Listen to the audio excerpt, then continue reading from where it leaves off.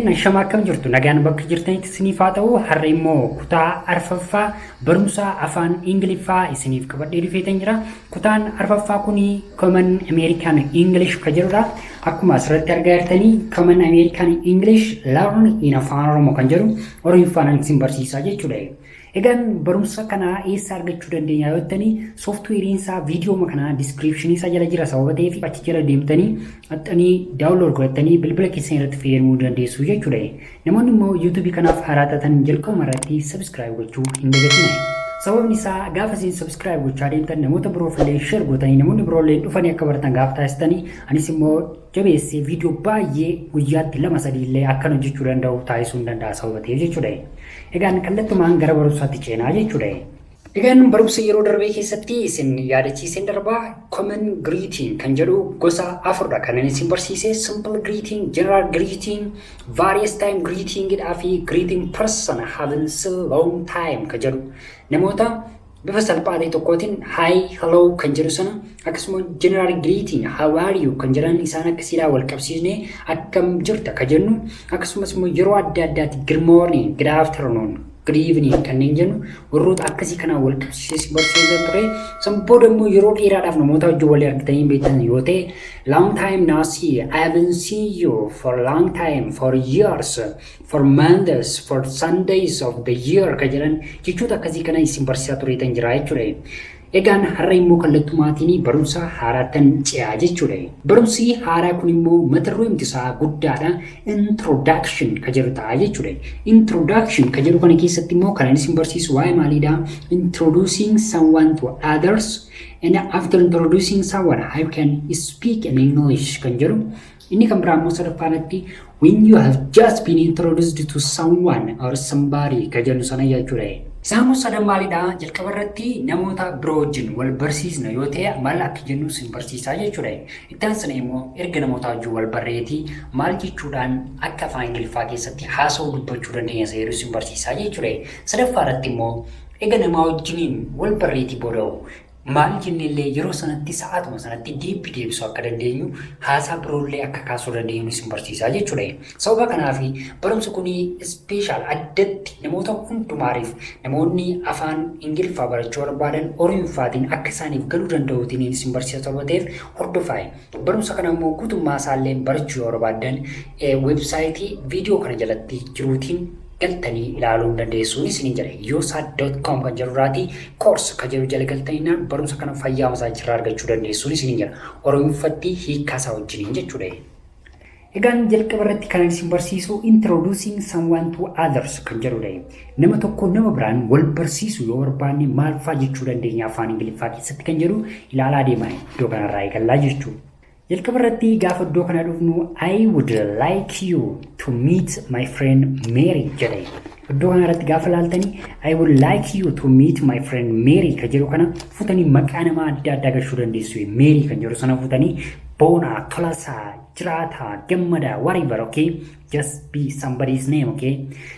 Maqaa namaa haa ta'u malee maqaa namaa futanii keessa galchuu dandeessu jechuudha. I would like you to meet my friend Mary gaafa jennu hiriyaa koo Mary wajjin akka wal bartuun barbaada jechuudha afaan Oromoo keessatti. Afaan Oromoodhaan barreeffama isaa barbaada weebsaayitii irraa kan siniin jedhe sanaan galtanii dubbisuu dandeessu.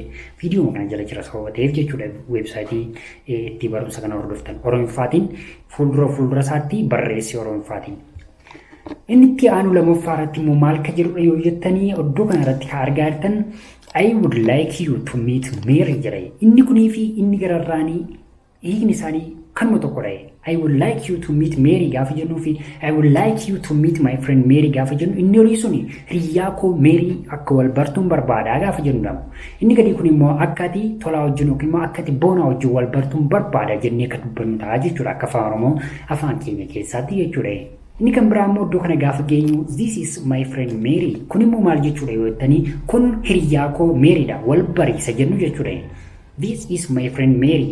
Achiin booda inni sun immoo this is tolaa this boonaa jennee afaan Oromoodhaan kan dubbannu kun tolaadha wal barii yookiin immoo kun tolaadha hiriyaa kooti wal baraa jechuudhaan kan nuti haasofnu kan nuti dubbannu ta'a jechuudha.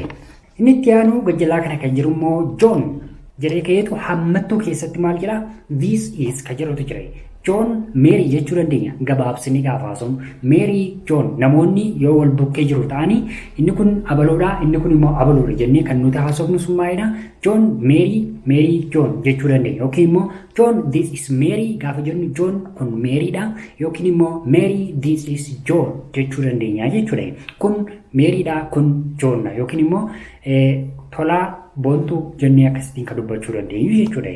Kayyaanu iddoo kanarratti Mary jedhee jalqaba irratti inni kun immoo waa'ee bifa adda addaatiin akkaataatti nama introduce gochuu dandeessan kan keessatti baratan asiniin jedheera. Sababa saniif jalqaba irratti maal jedha maqaa nama Mary gaafa jedhu Mary jechuu makeenyadha maqaa nama sana waamna. Sabooda have you met John jennee gaaffiidhaan gaafachuu dandeenya jechuudha. Kun maal jechuudha afaan Oromoo keessatti Mary tolaa wajjin wal barteetta yookiin immoo akkuma barreeffamicha irra jirutti Mary John wajjin wal barteetta akka jennudha. Yeroo baay'ee namoonni hedduun akka biyya keenyatti Joodhaan kana kan isaan jedhanii waan eenyunnaa Yohaannis jedhanii waaman jechuudha. Wal barteettaa jennee mallattoo gaaffiidha kan nuti kennu jechuudha. Kayyaan immoo iddoo kana gaafa dhufnu Mary do you know John kan jedhudha. Mary do you know John gaafa jennus immoo akkuma kana maal jechuu keenyadha Mary Joodhaan beektaa yookiin immoo Yohaannis beektaa isa jennudha. Karaa biraatiin tola boontuu beektaa jennee ka gaafannu yoo wal beeku ta'e eeyyan beeka yoo wal hin beekan ta'e immoo lakkii hin beeku walaa barru jedhaa jechuudha. Kayyaan irratti gaafa ciinu immoo isa kanarra darbinee barumsi keenya kayyaan immoo akkas jedhe Mary jedhee keeyitu maqaa gaafata Mary shake hand with Joe jechuu dandeenya. Shake hand with Joe jechuun wal dubbisaa yookiin immoo harkaan wal qabadhaa kan jennu jechuudha. Harkaan wal qabadhaa eenyu wajjiniin Joe wajjiniin isa jennu ta'a jechuudha. Karaa biraatiin afaan Oromootti gaafa siniimu Mary harkaan wal qabadhaa akka jennudha kallattumaatiin gaafa haa ta'u malee garuu nagaa wal gaafadhaa akka jennudha akka afaan Oromoo keessatti harkaan wal qabadhaa yeroo baay'ee kan nuti jennu Mary Joe wajjin nagaa wal gaafadhaa jennaaniin akkasittiin kan nuti haasofnu jechuudha. Akka biraatiin immoo gaafa iddoo kana geenyu maal ka jedhudha yoo jettanii do you two know each other ka jedhudha. Do you two know each other kan jennu kun immoo do you two lama ka jennudha inni suni know each other gaafa jennu immoo isin lamaan wal beektuu jennee ka gaafannudha jechuudha. Isin lamaan wal beektuu jenneetu gaafannaanii jechuudha afaan Oromoo keessatti. As keessatti do you two gaafa jennu lama ka jennudha. Know gaafa jennu immoo beekuu wal baruu kan jennu each other gaafa jennu immoo wal beekuu yookiin immoo wal ka jennu sanaan kan nuti bakka buusnu jechuudha. Each other gaafa jennu gam lamaaniin iyyuu ka jennu sana jechuudha. Iddoo kana gaafa geenyu immoo have you met ka jedhudha. Have you met kan jedhu kun mallattoo gaaffiidha kan maasaarra geenyu. Wal bartanii isa jennudha yookiin immoo wal argitanii jennee faa yeroo baay'ee gaafannaanii. Yoo namoota wal hin beekne ta'e wal bartanii yookiin wal argitanii jenneedha kan nuti gaafannuuni. Yoo namoota wal beekan ta'e immoo wal argitanii jechuu dandeenya jechuudha bifa kanaatiin. Have you met ka jedhu sun jechuudha. Egaan inni itti aanu arfaffaarra gaafa dhufnu barumsa keenya har'aa kana goolabuudhaaf deemaa irraa kan baay'ee namatti tolu viidiyoo gaggabaabsina kan inni isiniif dhiyeessu malee viidiyoo kana baay'ee gochuun gaarii miti daqiiqaa 10 yoo baay'ate daqiiqaa 15 gidduutti sababni isaa daqiiqaa murtaa'etti waa ta'e tokko akka bartaniifidha sababa ta'eef. Itti aanu kun immoo have you two been introduced jedhee have you two been introduced kan jennu kun immoo isin lamaan wal bartanii tuuyi yookiin immoo isin lamaan wal beektanii jirtu jennee ka gaafannudha afaan Oromoo keessatti. Isin lamaan maal taatanii jirtu wal bartanii jirtu wal beektanii jirtu jennee kan nuti dubbannu kallattumaanii have you two been introduced jennaa jechuudha afaan Ingiliffaa keessatti. San booda iddoo kanarra gaafa geenyu haven't you been introduced ka jedhudha. Haven't you been introduced fi have you been introduced suni hiikkaan isaanii akka gaaffii keessatti faallaa wayiidha. Garuu gaaffichi kallattumaan hiikaa tokkodha kan isaan qabaatan. Haven't you been introduced jechuun isin lamaan waliin barre moo ka jennudha akka afaan Oromoo keessatti. Isin lamaan waliin barre moo ka jennudha. Haven't you been introduced gaafa jennu jechuudha. Inni immoo have you been introduced gaafa jennu immoo have you been introduced gaafa jennu immoo isin lamaan wal bartanii ka jennu sana jechuudha. Wal bartanii fi waliin barre moo jennaaniini akka afaan Ingiliffaa keessatti taab question wayii goonaa fi akka afaan Oromoo keessatti immoo jechuudha. San booda inni itti aanee jiru dhumarratti kan nuti goolabnu barumsa keenya guyyaa har'aa kana maaliinidha jettanii oh I'm sorry how silly of me this is Mary jedhee kun immoo maayirraan keedha namni erga wal faana turtaniiti garuu immoo akka tasaatee wal isin hin barsiisne taanaanii jecha kana fayyadamuu dandeessu. Oh I'm sorry how silly of me jechuu dandeessu.